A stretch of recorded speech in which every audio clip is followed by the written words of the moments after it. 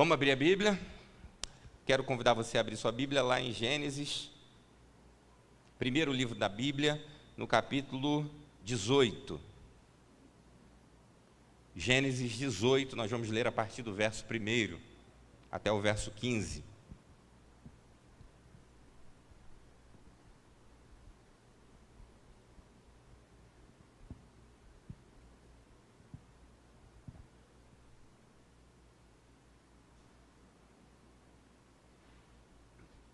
Enquanto todos abrem a Bíblia, quem é que está visitando a gente aqui nessa noite? Faz só um sinal assim, por gentileza. Aqui, filhas da Sandra? São suas filha? Sobrinha? Deus abençoe, tá? Muito obrigado pela presença de vocês. Tem mais gente aqui no meio? Na ponta aqui? Aqui, Laerte. Laerte é meio visitante, né? Meio... É quase um... Aqui tem alguém? Não, né? Tem lá. Como que é o nome do senhor mesmo? Marcos. Obrigado, Marcos, pela presença. O irmão tem vindo aqui já frequentemente também, já é quase nosso aqui. Deus abençoe. E você que é da PIB em Porto Novo, levanta sua mão, por favor. Olha que povo lindo, gente. Que coisa maravilhosa, né? Gente linda, lá em cima também, ó. Mesmo mascarados, vocês ficam lindos, né? Lindos e lindas. Se metade do rosto ou parte dele já é bonito, imagina, né? Em toda a sua glória, em todo o seu resplendor. Vamos lá, Gênesis capítulo 18, a partir do verso 1, diz assim: Depois apareceu-lhe o Senhor nos carvalhais de Manre, estando ele assentado à porta da tenda, no calor do dia, e levantou os seus olhos e olhou, e eis 3 homens em pé junto a ele, e vendo-os, correu da porta da tenda ao seu encontro, e inclinou-se, à terra, e disse: Meu Senhor, se agora tenho achado graça aos teus olhos, rogo-te que não passes de teu servo, que se traga já um pouco de água, e lavai os vossos pés, e recostai-vos debaixo desta árvore, e trarei um bocado de pão, para que esforceis o vosso coração, depois passareis adiante, porquanto por isso chegastes até vosso servo, e disseram: Assim faze como disseste. E Abraão apressou-se em ir ter com Sara a tenda, e disse-lhe: Amassa depressa 3 medidas de flor de farinha, e faze bolos. E correu Abraão às vacas, e tomou uma vitela tenra e boa, e deu ao moço, que se apressou em prepará-la. E tomou manteiga e leite, e a vitela que tinha preparado, e pôs tudo diante deles. E ele estava em pé junto a eles, debaixo da árvore, e comeram. E disseram-lhe: Onde está Sara, tua mulher? E disse ele: Ei-la aí na tenda. E disse: Certamente tornarei a ti por este tempo da vida, e eis que Sara, tua mulher, terá um filho. E Sara escutava à porta da tenda que estava atrás dele. E eram Abraão e Sara já velhos e adiantados em idade. Já Sara havia cessado o costume das mulheres. Assim, pois, riu-se Sara consigo, dizendo: Terei ainda deleite depois de haver envelhecido, sendo também o meu senhor já velho? E disse o Senhor a Abraão: Por que se riu Sara, dizendo: Na verdade darei eu a luz ainda, havendo já envelhecido? Haveria coisa alguma difícil ao Senhor? Ao tempo determinado, tornarei a ti por este tempo da vida, e Sara terá um filho. E Sara negou, dizendo: Não me ri, porquanto temeu. E ele disse: Não digas isto, porque você riu. Até aí. Nós temos pensado esses domingos agora, de novembro e dezembro, sobre a esperança. A esperança. Precisa haver nos nossos corações esperança. Se não há no coração dos outros, a gente precisa orar e pedir a misericórdia de Deus para que haja. Mas no meu e no teu coração não pode faltar esperança. Se tem uma coisa que nós devemos ser cheios, é de esperança. Porque no Senhor nós podemos esperar o melhor. Esperar em Deus nunca vai ser algo que de algum modo possa decepcionar a nossa vida. Portanto, nós precisamos de um tempo onde a nossa perspectiva de esperança esteja lá no alto, ainda e conquanto as coisas estejam de mal a pior. Mas o nosso desafio é, pela fé, enxergar a esperança em Deus, porque nele nós podemos todas as coisas. Ele é o Senhor da nossa história. É engraçado porque todos os anos a gente tem problema. Todos os anos a gente vive problemas. Eu já citei aqui em mensagens anteriores que no finalzinho do ano de 2019, nós estávamos estafados.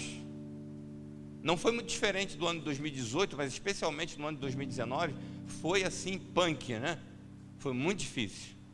2019, é porque 2020 está sendo assim, vestibular para fornalha de fogo, porque 19 também não foi fácil. Se a gente lembrar bem, eu lembro aqui do dia 31, e acho que esse dia 31 de dezembro de 2019 vai ficar assim gravado na minha mente, porque eu estava me sentindo assim esgotado. Esses dias eu falei com o Viviane, falei assim, olha, eu só queria ver 31 de dezembro na minha frente. Eu tenho pedido perdão a Deus, porque eu fico assim, Senhor, chega logo dia 31. Chega logo dia 31. Não sei se é por uma questão psicológica, para zerar e começar a contagem de um novo ano, embora não seja por isso que as coisas vão mudar. Estava a gente trocando mensagem hoje, né, Rodrigo? Falando aí, e eu não sei se você já sentiu assim, pelo menos essa semana, porque esse ano eu creio que já. Mas se em algum momento dessa semana você já virou para si mesmo e disse assim, eu acho que já deu. A bateria já acabou. Tem alguns aqui que estão assim, sabe aquela bateria quando já está tudo, a tela já está mais esmaecida do que acesa no celular da gente? Parece que a gente está meio assim. Porque, olha, os problemas eles acontecem já desde que a gente se entende por gente. São problemas crônicos. E quais são os problemas crônicos? Aqueles que vira e mexe vem. Você passa e daqui a pouco ele volta e diz assim, estou aqui, hein? Por exemplo, um problema financeiro. É ou não é verdade? A gente dá uma erguida daqui, daqui a pouco chega aquele boletão lá para pagar, chega aquela conta, aquele negócio que você comprou, depois você, meu Deus do céu, para que eu fiz isso? E para fazer conta é rápido, mas para pagar o negócio é difícil. Para a gente juntar é muito difícil, mas para gastar qualquer coisa, R$100. É ou não é verdade? Você faz um negocinho, não desvalorizando o trabalho de ninguém, mas qualquer coisa. Quanto que é isso? 150, 300. E aí a gente fica assim, meu Deus, que negócio é esse? Problemas no casamento, a gente está muito bem. Você pode ser um excelente marido, pode fazer tudo certinho, mas de repente sua esposa está lá meio assim, meio lá, meio cá. Ou então às vezes você dá uma pisada na bola mesmo, porque você é vacilão mesmo. E aí acontece aquele problema familiar. Enfim, são problemas que vêm e que vão. Problemas crônicos que aparecem e que desaparecem, que são resolvidos, mas daqui a pouco voltam à tona de novo. Um problema no trabalho, enfim, na vida acadêmica. Mas há momentos também que existem problemas agudos, como é o caso de 2020. Porque nós não imaginávamos, nós estávamos planejando para um ano de difícil condição de trabalho, de dificuldades na área de saneamento, de saúde, essas coisas que o brasileiro já nasce sabendo que acho que vamos passar por aqui e não conhecer muito o que é isso não. Mas ninguém se preparou para o ano de 2020 como esse. Em 31 de dezembro, eu não me lembro de falar assim, irmãos, olha, vamos estar preparados, porque em novembro desse ano que inicia, estaremos todos mascarados dentro da igreja. E vai chegar um dia que nossos netos, bisnetos não vão entender nada, quando a gente falar para eles assim, vocês acreditam que tinha uma época na igreja que todo mundo era mascarado? E que todo mundo se cumprimentava na base do soco e do cotovelo?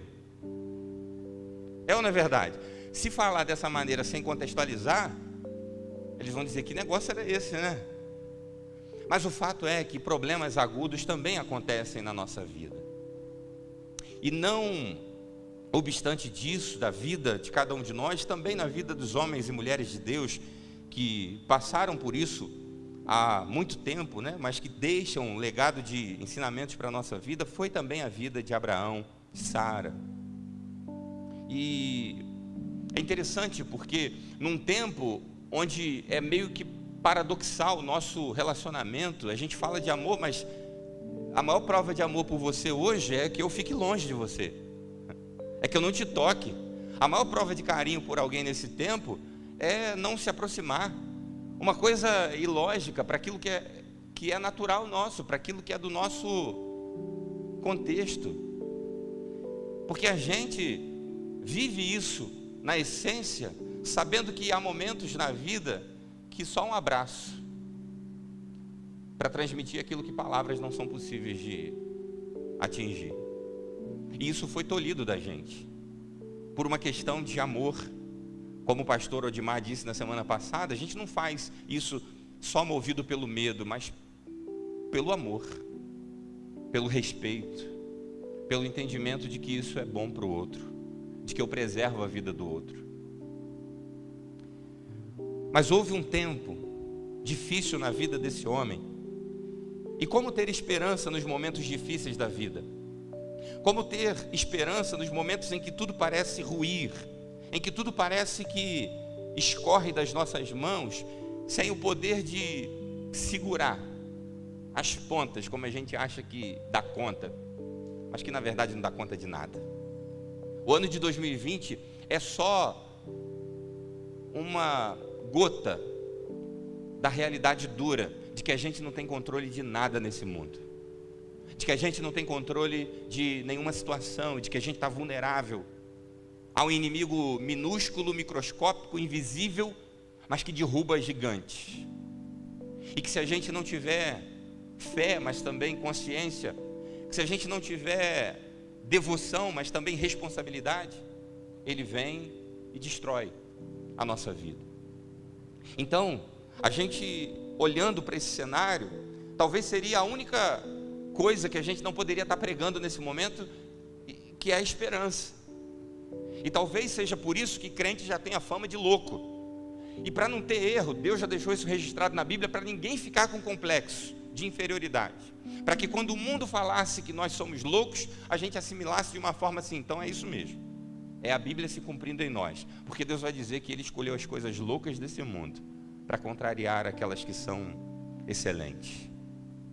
E aí a gente, como louco que é, começa a enxergar a esperança onde todo mundo está procurando, onde todo mundo está olhando e não está enxergando, porque o caos está instaurado. E como que a gente pode ter esperança? Eu quero dizer, em primeiro lugar, que há esperança, mesmo no momento mais quente do dia. Se você reparar bem, é assim que começa e assim que termina essa perícope, esse trecho do verso 1 ao verso 15, uma história que tem início, meio e fim. E aí, se você analisar bem, ela começa mais explicitamente falando disso na hora em que Deus visita Abraão e a Sara, que é no momento mais quente do dia. E esse momento mais quente do dia representa para nós aqueles momentos difíceis da vida, aqueles momentos em que nós somos acometidos por um sol escaldante dos problemas, das situações, das circunstâncias, que se não for a sombra do Onipotente, a gente está perdido. Que se não for a mão de Deus e o alívio do Senhor, como a corça que anseia por águas, como o nosso espírito ansiando pela presença do Senhor, nós estamos totalmente perdidos.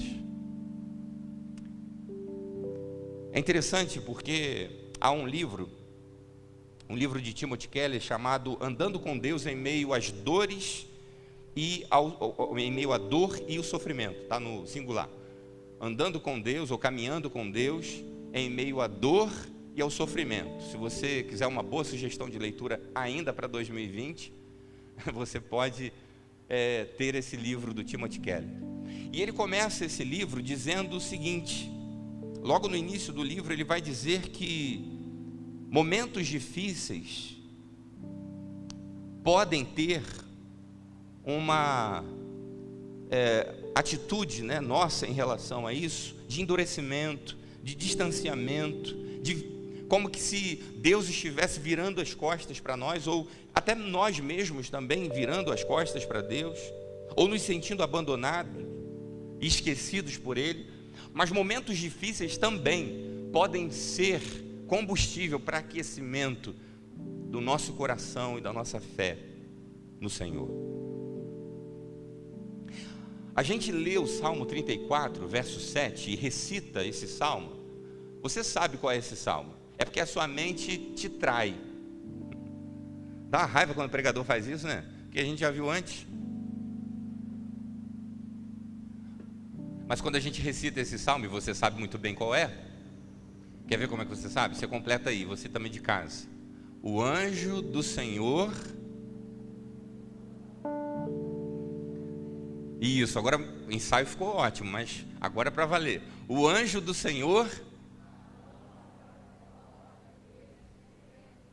daqueles que o temem e o livra, não é isso?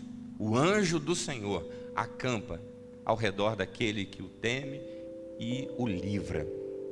Quando a gente lê esse salmo, a gente também lê nesse próprio salmo um outro verso maravilhoso, eu tenho citado ele aqui recorrentemente. Muitas são as aflições dos justos, mas o Senhor o livra de todas. Os leõezinhos passam por privações, mas aqueles que esperam no Senhor, aqueles que estão em Deus, não terão necessidade de nada. E a gente olha para esse salmo e não imagina que esse salmo tenha sido declamado ou construído num coração que estava passando por um momento totalmente desfavorável. Esse salmo é o salmo de Davi, e quando Davi declama esse salmo, ele está num processo de fuga, nesse momento de Saul. E Davi podia olhar para a sua vida e dizer: mas o que eu fiz? Que vida é essa? Eu lutei por esse camarada, eu lutei por Saul. Quando era para ele enfrentar os gigantes, quem enfrentou fui eu. Quando ele estava atormentado por um espírito maligno, eu tocava e o espírito o abandonava. E agora eu estou sendo perseguido, e ele foge para a caverna de Adulão. E nessa caverna, diz a Bíblia, que se juntam a ele 600 homens que não estavam em condições nenhuma de ajudar ninguém. Porque imagina, você já com problemas chega a 600, endividado, entristecido, acabado. É desastre total. Você está ruim e chega, mas não é um não. Não são 2, não são 15, são 600. Davi podia olhar para a vida dele e dizer o que nesse momento? Pensa fosse você lá na caverna de Adulão, que salmo ia sair? Já pensou? Eu acho que seria impublicável na Bíblia um salmo desse. Davi podia ter todas as razões para dizer tudo o que a gente diz quando a gente está chateado. Tudo que a gente diz quando a gente se sente injustiçado. Mas Davi olha para Deus e ele diz: olha, eu sei que o meu Senhor é aquele que não vai me deixar faltar nada. É aquele que eu clamo e me responde. É aquele que não me deixa falta alguma. Porque eu sei que muitas podem ser as aflições na vida de um justo, mas Ele me livra de todas elas. E como eu tenho dito aqui também, Deus não nos livra em muitos momentos de passar por isso, mas Ele nos livra dentro disso. Às vezes a gente está passando um aperto só, roendo um osso, mas Deus está conosco. E Ele está ali para mostrar que Ele é controlador da nossa vida, que Ele é detentor de todo o poder. Davi podia se entristecer, mas no seu coração brota a esperança. E o que Deus está fazendo aqui na vida de Abraão e Sara é no calor do dia, no momento de maior calor, encontrar-se com aquele casal e dizer: olha, eu estou aqui. E em muitos momentos da nossa vida é isso que a gente precisa. É naquele momento de calor. E sabe qual é aquele momento de calor? Você já deve ter saído algum dia de casa, estava muito quente, e aí você rodou, e aí, especialmente aqui nessa região, São Gonçalo, Itaboraí, parece que o sol é mais forte ainda, né? E aí você está lá naquele sol escaldante, aí de repente você se dá o luxo de entrar numa loja, às vezes não é nem para comprar nada, só para pegar aquele arzinho. Isso não é pecado não, né? Todo mundo já fez isso aqui, eu acho que já. Você entrasse naquela loja e falasse: meu Deus, era tudo que eu precisava para ganhar um fôlego e continuar. Sabe, é esse momento que Deus se apresenta e diz: olha, eu sou o refrigério da tua vida. Eu estou aqui para dizer que pode ser o momento mais quente do dia, mas ainda nesse momento eu estarei contigo, para te aliviar e para dizer que você vai conseguir, que eu estou com você, de que você pode achar que está perdido, mas eu sou a sua esperança. É interessante porque nesse momento da hora mais quente, existem momentos na vida da gente, como na vida do profeta Isaías, quando lá no capítulo 6 ele vai dizer que viu do alto e sublime trono a presença do Senhor e os anjos exaltando, glorificando ao Senhor, e ele disse que vê a glória do Senhor. Uzias foi um grande rei. Se você olhar lá em 2 Crônicas 26, você vai ver um resumo do que foi esse rei, do pouco que foi a vida desse homem. Um homem que teve uma contribuição muito grande. Foi um homem e um rei muito especial. E exatamente no momento em que ele morre, Isaías consegue ver a glória de Deus. Momentos difíceis da vida da gente, mas que é possível e que há esperança de enxergar a glória, a magnitude de Deus. E há como no Salmo, o próprio Salmo 34, dizer: olha, provai e vê que o Senhor é bom, e bem-aventurado a menina, o menino, a criança, o adolescente, o jovem, o ancião, o homem, a mulher, que nele se refugia. Provai e vede que o Senhor é bom, e bem-aventurado aquele que nele se refugia. Eu quero, nesse ano tão difícil, desafiar o meu e o teu coração a que a gente não perca a prática e o sentimento da esperança que habita em nosso coração. Que a gente não perca a capacidade de ter essa esperança e de, a despeito delas, e embora elas estejam estremecidas por tudo que a gente está passando, de não tirarmos dos nossos lábios coisas que a gente viveu dizendo para Deus esse tempo todo antes dessa pandemia chegar. Você lembra quando de pé, de olhos fechados e em alguns momentos você até de mãos erguidas cantava: te louvarei, não importam as circunstâncias? Você cantou ou não cantou esse hino? Quando você estava cantando esse hino, você não sabia, mas o céu sabia. E eu imagino Deus: rapaz, o que você está cantando? Ô mulher de Deus, ou mulher de mim, né? O que você está cantando aí? Te louvarei, não importam as circunstâncias, te adorarei, somente a ti, Jesus. Quando a gente canta, a gente não está imaginando que nesse pacote vem coronavírus, vem máscara no rosto, vem álcool em gel na mão, vem um monte de coisa. Mas vem. E aí é a hora de dizer: Senhor, nós estamos aqui, e mesmo em meio ao coronavírus, nós te adoramos, nós te exaltamos, porque o teu poder não muda, porque a tua glória é vista nesse lugar. E esse lugar é a minha e a sua vida, é o meu e o teu coração. Senhor, eu ainda continuarei te exaltando. E aí eu fico imaginando que coisa maravilhosa é o céu contemplando esse monte de gente com máscara no rosto, mas que não se dobra a não adorar o seu Deus.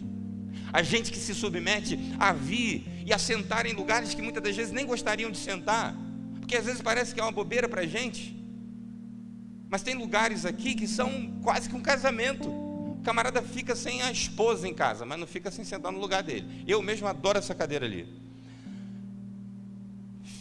É o lugar que eu venho.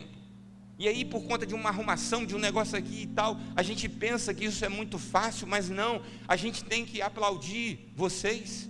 A gente, que eu digo a equipe aqui de protocolo, a gente louva a Deus pela hombridade, pela sensibilidade, pelo carinho. Porque eu vejo Sandra ali. Sandra estava sentada lá do outro lado semana passada, já sentou aqui. Imagina se é uma pessoa difícil. Ah, lá eu não quero sentar não. Não. Poxa, eu venho e ainda tenho que fazer isso? Quando a gente não estava sentando com o marido perto? Que loucura!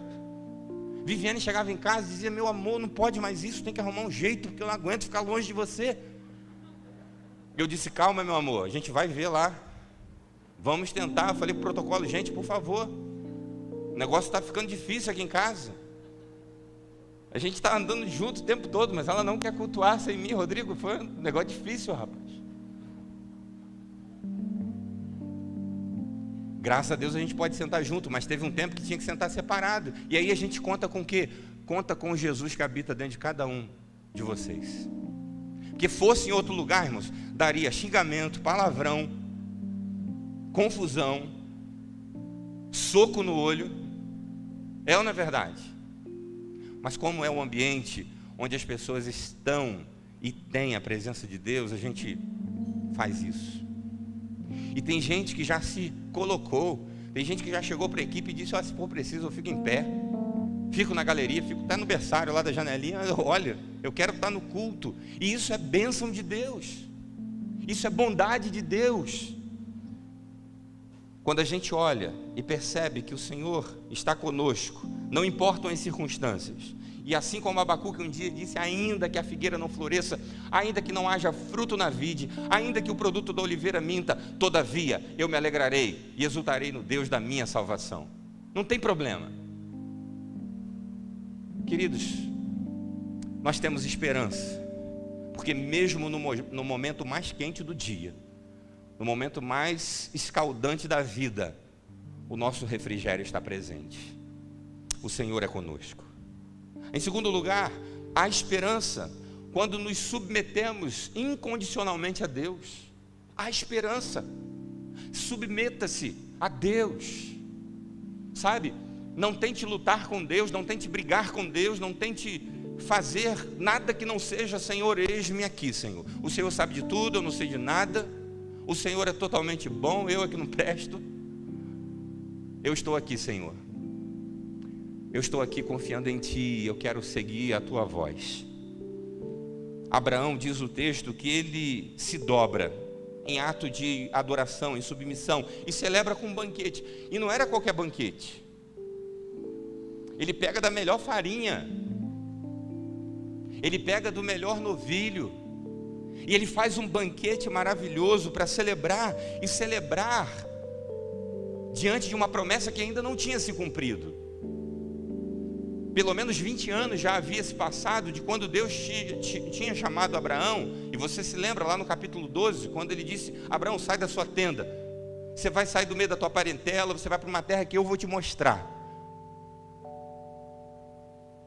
Já haviam passado, e ele diz nessa promessa, não só isso, mas ele diz: olha, farei de ti uma grande nação. E até agora nada. Ele olha para Sara, Sara relata, né, o que ela via. Ela riu dela e riu do marido. Não é possível. A gente vai ter filho? Eu já não estou na idade. Já parei com esse negócio há muito tempo. E olhou para Abraão e falou assim: coitado dele, Senhor.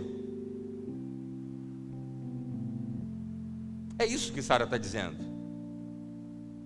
E aí, é interessante porque se fosse alguns de nós, eu não vou dizer todos, porque de repente você teria uma atitude como a de Abraão.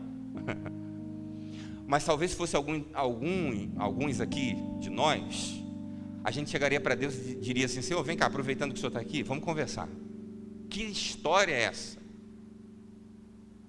Já tem um tempão, 20 anos, o Senhor me chamou, falou que ia para uma terra, tudo bem, eu fui, o Senhor me mostrou, mas até agora nada. E agora o Senhor está dizendo aí que vai ter um filho? Não, Abraão simplesmente se dobra, se lança, porque a esperança não havia morrido do coração dele, porque ele sabia que se o Senhor prometeu, o Senhor vai cumprir. O Senhor cumpre os seus desígnios, o Senhor é fiel.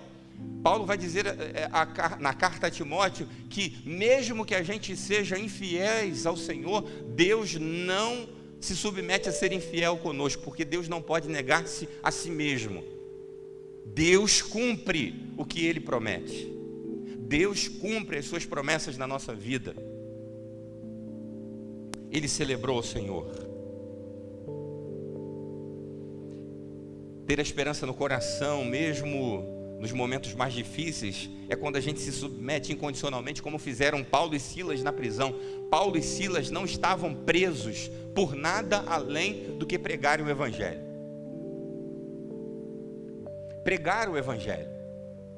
E disseram para eles: vocês não vão pregar mais. Se vocês pregarem, nós vamos te dar uma surra e vamos prender vocês. Olha, esse apelo não é necessário para muitos dos crentes do século 21. Não precisa nem ameaçar que vai dar coça. O discurso é o contrário.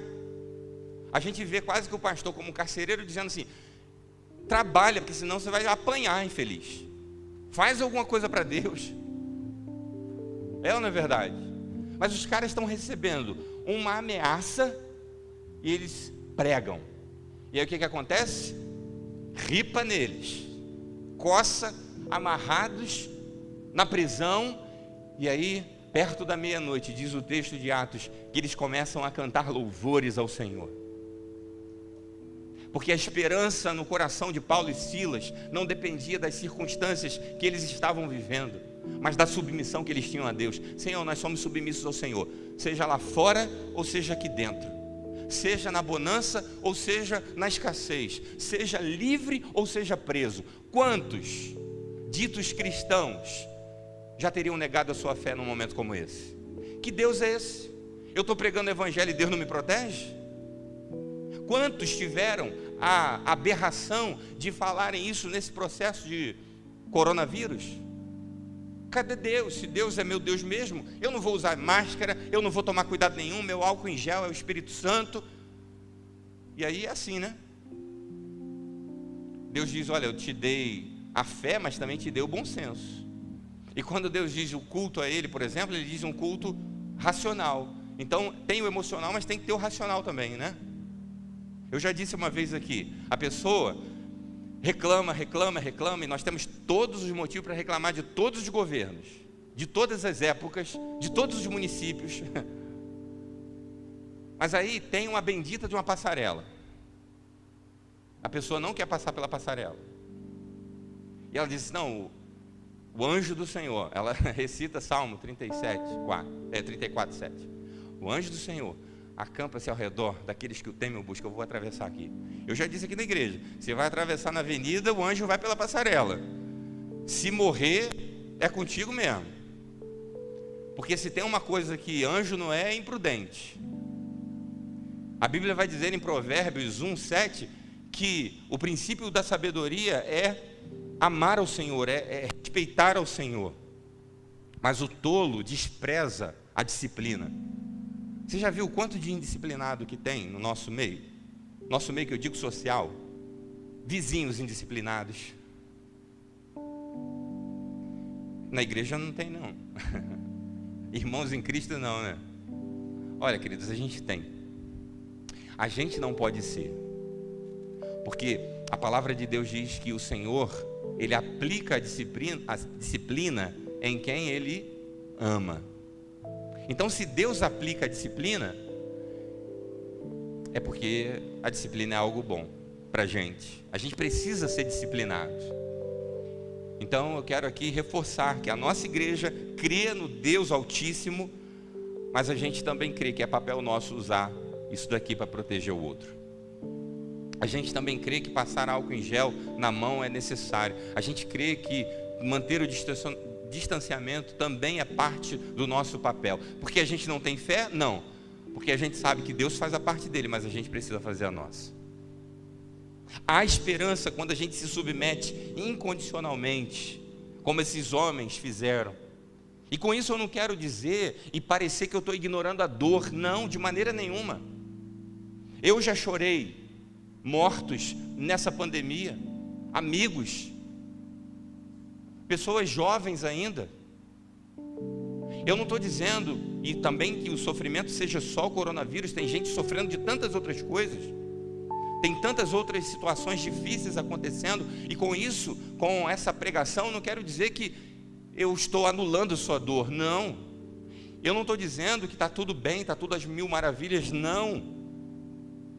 O que eu quero dizer é que mesmo passando o que nós estamos passando, quando nós submetemos a Deus incondicionalmente, a nossa esperança se mantém viva,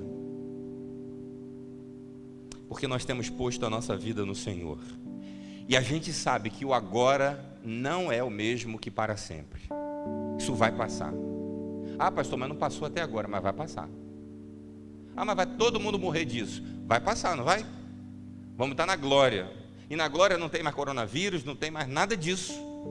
O que eu sei é que a minha esperança não pode morrer por causa disso que está acontecendo. Porque se a minha esperança estiver pautada nas perspectivas ou nas situações de vida, acaba o coronavírus e tem outros problemas, não tem? Bom se fosse, e aí eu tenho que falar isso aqui com muito cuidado, porque se editar isso aqui fica uma frase totalmente equivocada e descompensada. Mas bom seria se fosse só o problema do coronavírus. E eu sei que vocês vão me entender o que eu quero dizer com isso.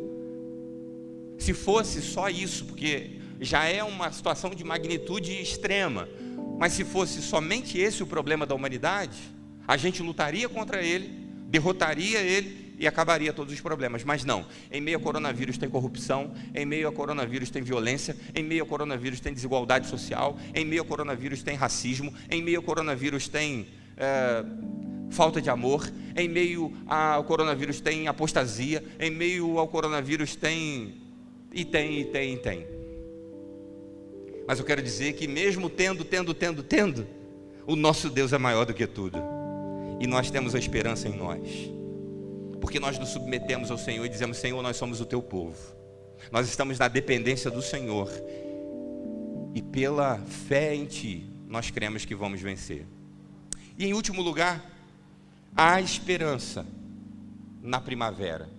A gente está nela, né? Esse texto chega num momento difícil. Em algumas versões, Deus vai dizer: olha, voltarei a ti na primavera. Ou seja, as estações vão mudar. E haverá um novo tempo. Haverá uma nova fase. Haverá um novo cenário. No verso 10 desse capítulo que lemos, Deus vai dizer que Ele voltará a ela. Certamente tornarei a ti por este tempo da vida, e eis que Sara, tua mulher, terá um filho. E eis que Sara terá um filho. Deus está dizendo para Abraão e para Sara naquele momento, que as coisas iriam mudar, e aqueles braços que estavam vazios naquele momento seriam cheios. Que aonde havia um sentimento de escassez, haveria completude. Ali naqueles braços de Sara, vazios, estaria o filho da promessa. Estaria a promessa de Deus. Queridos, hoje nós estamos vivendo no calor do dia, mas a palavra do Senhor nos impulsiona a crer que essa estação vai passar. E aonde há temor, vai haver alegria. Aonde há proteção, vai haver libertação. Aonde há cuidado, vai haver relaxamento. Aonde há restrição, vai haver aglomeração. Eu creio nesse momento que a gente vai poder voltar aqui e sentarmos lado a lado e podermos dizer: vamos nos abraçar, vamos celebrar ao Senhor, porque o Senhor há de nos visitar como visitou a Sara e Abraão. Eu virei e trarei uma nova oportunidade. As estações vão mudar, meus irmãos, e no compasso dessa espera, estamos nós aqui celebrando ao Senhor, porque celebrar na bonança é muito fácil. Celebrar quando está dando tudo certo é mole. Agora nós vivemos um tempo onde os filhos de Deus precisam mostrar que são filhos mesmo. E filho se relaciona com o pai em todo o tempo. No tempo do filé mignon e no tempo do ovinho cozido. No tempo do churrasco gordo, mas no tempo também do arroz e feijão, e olhe lá. É ou não é assim? É aquele momento que o filho está ali com o pai com o filho, e não importa mesmo. Não importa como estejam as condições. Eu sou teu pai, eu sou teu filho. E a gente pode, à luz do texto, de cantar e dizer: eu sou do meu amado é meu. Nada nos separa. Nós estamos aqui, Senhor, para te adorar. E eu fico imaginando a fúria de Satanás, olhando para mim e para você, dizendo: esse povo não é mole não.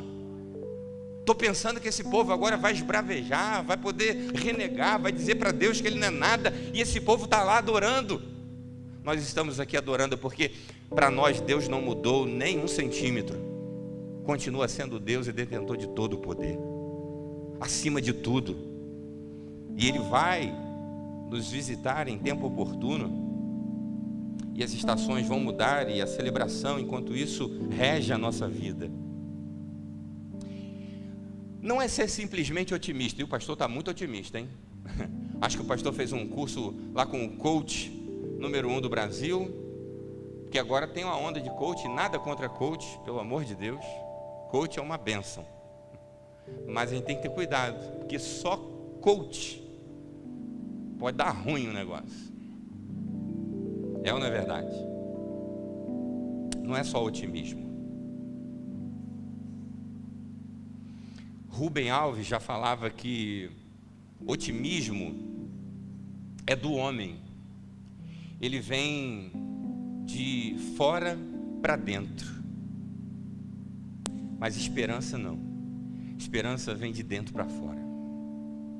Otimismo é filho do homem. Esperança é filha dos céus. O que faz esse povo, gente? É assim que o mundo pergunta: o que faz esse povo ser do jeito que são? A esperança que habita em nós, a esperança que vive em nós, e que nos faz levantar a cada dia, sabendo que basta a cada dia ser mal, mas que antes de pisarmos a planta do nosso pé, o nosso Deus já está disposto para nos guardar e proteger para mais uma caminhada.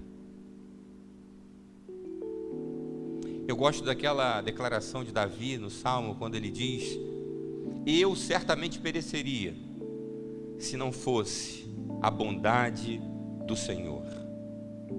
Se não fosse a bondade do Senhor na terra dos viventes. A gente pereceria, a gente morreria, se não fosse a certeza e a esperança na bondade do Senhor sobre a nossa vida. Eu creio que as estações vão mudar, que o tempo mais quente do dia vai passar e o refrigério vai chegar, Rodrigo, vai chegar no teu coração, no meu coração. Estava dizendo para o Rodrigo: olha, tem hora que a gente está assim mesmo, estafado, sem ânimo para nada. Eu lembro que no finalzinho do ano passado, comecei a tratar um sintoma de uma tontura. Eu levantava em casa, às vezes no meio da noite assim, sentia tudo rodar. E aí até que eu fui perceber que o negócio parecia com os sintomas de labirintite, nunca havia tido isso. E aí fui estudar como é que seria isso, porque fazendo vários exames, e faz exame daqui, exame de lá. E aí a médica disse para mim assim: olha, você está com labirintite por estresse emocional. E quando ela falou isso para mim, foi um alívio, porque ela disse: olha, não afetou nenhuma área do seu ouvido, está tudo preservado. Mas ao mesmo tempo um certo desespero, porque ela disse que a labirintite que eu possuía era por estresse. Eu falei: meu Deus, se for labirintite por estresse, eu vou viver rodando. Eu sou o próprio peão da casa própria, porque quem não se estressa num mundo desse? Quase que eu tive uma crise na frente dela. Estou estressado, doutora. Ela passou uns remédios lá, melhorou. Aí esses dias comecei a ver de novo o quarto assim. Eu falei: esse quarto não tem rodinha. Aí fui lá tomar um remedinho. Toma um remedinho ali, fica calmo, sereno e tranquilo. Mas não tem hora que pega? Tem hora que pega. E não adianta a gente querer fazer assim uma pose de o santo dos santos, porque só há um santo, o trono já está ocupado, o resto é imitação barata. Só Deus não se curva diante das dificuldades deste mundo, a gente não. Eu falo isso daqui para encorajar você, para você olhar e dizer assim: aquilo ali é de carne e osso, e um pouquinho de gordura, mais gordura do que carne e osso, é bem verdade. Mas o fato é que a gente precisa se colocar diante do Senhor e dizer: Senhor, a minha esperança está em Ti. Tu és o meu refúgio e a minha fortaleza. Eu quero desafiar você a não deixar morrer de dentro de você a esperança. Tem muita gente salva em Jesus que já perdeu a esperança. Não é falta de Deus, a pessoa tem Deus. Não é falta de salvação, a pessoa tem salvação, mas a esperança já foi embora. Eu quero desafiar você: Senhor, mantenha a minha esperança viva dentro de mim. E se você perdeu essa esperança, em nome de Jesus, o dono da esperança está nesse lugar aqui nessa noite, para ministrar esperança sobre a tua vida, para você sair daqui dizendo: eu não aceito mais palavra contrária em relação a isso. E eu não quero sair daqui, como eu já disse, como um bitolado, como alguém que não está vendo as coisas, mas que alguém que, mesmo vendo as coisas como estão, saiba de que crer no Senhor basta. Está tudo resolvido. Eu não sei quando, não sei a hora, não sei de que forma, mas está tudo resolvido, porque Ele disse que está. Quando Jesus lá na cruz expressou: está consumado e acabou, não tem mais nada, agora é só cumprimento do tempo, para que a gente possa culminar naquele momento maravilhoso de redenção, de glorificação para todo sempre. Eu quero terminar pedindo licença a você, para falar aqui, não uma heresia, mas quase. Estou pedindo aqui licença. Em tempos assim, a gente encontra heresias aí sendo jogadas sem nem pedir licença, né? Então já estou preparando teu coração. Mas não é uma heresia de todo, porque lá na frente isso vai se concretizar, e eu quero mostrar a você aqui. Você que está com sua Bíblia aí, acompanha o verso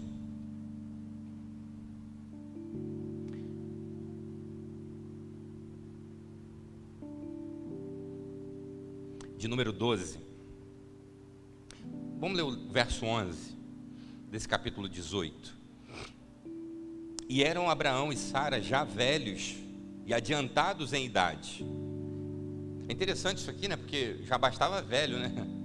Mas a Bíblia aqui fez questão de enfatizar: eram velhos e adiantados em idade, para ninguém ter dúvida. Já a Sara havia cessado o costume das mulheres, ou seja, tem agravantes aí terríveis. Já são idosos, avançados em idade, e Sara já tinha fechado a conta, né? Nem aberto tinha mais, enfim, já não era mais para ser. O verso 12 diz: assim, pois, riu Sara consigo. E aí, eu quero parar nesse riso de Sara aqui, para não ser heresia. Eu quero me colocar aqui agora de forma séria, não é heresia. O riso de Sara aqui nesse momento foi de descrença, foi de achar engraçado uma coisa que parecia até uma brincadeira de Deus. Silvia, vou te pedir para abrir lá agora no capítulo 21, por gentileza, desse livro, Gênesis. E por que eu disse que não é heresia? Porque lá na frente Deus muda tudo, e Deus vem mesmo. No texto que lemos, no capítulo 18, quando está terminando esse trecho, Deus vai dizer assim: olha, eu voltarei na primavera, ou daqui a um ano, e no tempo determinado. Tem essa expressão, no tempo apropriado, no tempo determinado. Isso é lindo, porque Deus tem um tempo. A gente não sabe quando isso tudo aqui vai acabar, mas a gente sabe que tem um tempo. E na hora que Deus quiser, Ele vai dar um basta e acabou. Acabou. Mas por enquanto, a gente não sabe qual seja o propósito. A gente só sabe que quando esse propósito for cumprido na vida de todos nós, Deus vai dar um basta nisso tudo. Não estou dizendo que Deus queria coronavírus, mas Deus se apropria de tudo para nos abençoar. E já que essa desgraça acometeu a humanidade, Deus se apropria dela para trazer bênção sobre o teu povo. E na vida de Sara, agora a palavra de Deus vai dizer assim, Gênesis 20, do verso 1 em diante: e partiu Abraão dali para a terra de Sul, e habitou entre Cádiz e Sur, e peregrinou em Gerar. E havendo Abraão dito de Sara, sua mulher, é minha irmã, enviou Abimeleque, rei de Gerar, e tomou a Sara. Deus, porém, veio a Abimeleque em sonhos de noite e disse: eis que morto serás por causa da mulher. Perdão, eu disse 20 capítulo? É 21, perdão. Eu acho que eu disse 21 e estou lendo 20. Mas enfim, é o capítulo 21. O capítulo 20 é, na verdade, um atropelo, né? A gente sabe da história, mas eu queria me concentrar na promessa de Deus. Não no jeitinho do homem, mas na promessa de Deus. Gênesis 21. E o Senhor visitou a Sara como tinha dito. Deus tinha dito, né? Lá no capítulo 18. Eu vou voltar. As estações vão mudar. E aonde há vazio vai haver preenchimento. Agora diz o texto do capítulo 21. E o Senhor visitou Sara como tinha dito. E fez o Senhor a Sara como tinha prometido. E concebeu Sara e deu a Abraão um filho na sua velhice, ao tempo determinado que Deus lhe tinha falado. E Abraão pôs no filho que nascera, que Sara lhe dera, o nome de Isaque. E Abraão circuncidou o seu filho Isaque quando era da idade de 8 dias, como Deus lhe tinha ordenado. E era Abraão da idade de 100 anos, quando lhe nasceu Isaque, seu filho. E aí o verso 6, e disse Sara, que me tem feito, qual é aí o verbo? Que me tem feito riso. Todo aquele que ouvir se rirá comigo. Ora, a gente começa numa história dramática, de um momento difícil, de um momento que não dá nenhum sentido de esperança, humanamente falando, mas Deus aparece a esse casal e diz: olha, está tudo na minha mão. Eu disse que ia fazer e vou fazer. Há um tempo. A gente olhando e levando a qualquer ginecologista, ele iria chamar isso de loucura. Mas Deus tem o controle de tudo. E Deus disse: eu tenho um tempo. E no tempo determinado, diz a Bíblia, Ele deu a Sara um filho. E Sara diz: todos agora rirão comigo. E agora o riso dela não é mais de deboche, não é mais de desconfiança, não é mais de achar que não era com ela que Deus estava falando. O riso de Sara agora é de regozijo, de contentamento com a promessa cumprida de Deus.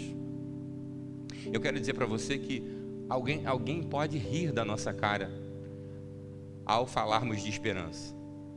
Alguém pode rir de você quando você falar que você espera por coisas melhores e maiores. Mas a nossa vida, assim como a vida de Sara e Abraão, continua na mão do Deus Todo-Poderoso. Do Deus que plantou a sementinha lá, Isaque, mesmo Abraão já passando do tempo, mesmo Sara já nos 47 do segundo tempo, Deus mostrou que Ele tem todo o poder. É o dono da vida, o dono de tudo. E assim como Ele colocou um sorriso no rosto de Sara, eu creio que Ele vai colocar no meu e no seu rosto um sorriso de alegria e de contentamento para a glória do nome dEle. E nós vamos dizer: Senhor, bendito seja o Teu nome, bendito seja o Cordeiro de Deus, porque Tu és o mesmo ontem e eternamente será. O Senhor está acima de tudo, acima do vírus, acima das consequências humanas. O Senhor governa sobre todas as coisas. E me faz lembrar aquele salmo de número 126, que foi o salmo que o pastor Odimar pregou na semana passada, quando o Senhor trouxe os cativos, e ele diz que era como os que sonham, porque grandes coisas o Senhor havia feito no meio deles, ao que o povo dizia: sim, grandes coisas o Senhor fez a esses, e eles respondiam: sim, grandes coisas fez o Senhor por nós, e por isso estamos alegres. E ele termina o salmo dizendo: aquele que leva a preciosa semente, chorando, andando, voltará com alegria, trazendo consigo os seus molhos. A gente pode estar chorando, a gente pode estar passando uma barra pesada, mas a gente crê no sorriso de Deus. A gente crê que esse sorriso está perto, porque o nosso Deus é poderoso para fazer infinitamente mais do que a gente pode pedir ou pensar. E quando chegar esse tempo, esse culto, eu quero estar, seja aqui ou no céu, mas eu quero celebrar o nome do Senhor e dizer como Sara disse um dia: desse sorriso, todos sorrirão comigo. Do meu sorriso e da minha alegria, todos participarão, porque a bênção não se restringe a um só, mas a todo o povo de Deus. Que a bênção de Deus esteja sobre a tua vida, sobre a tua casa, em nome de Jesus.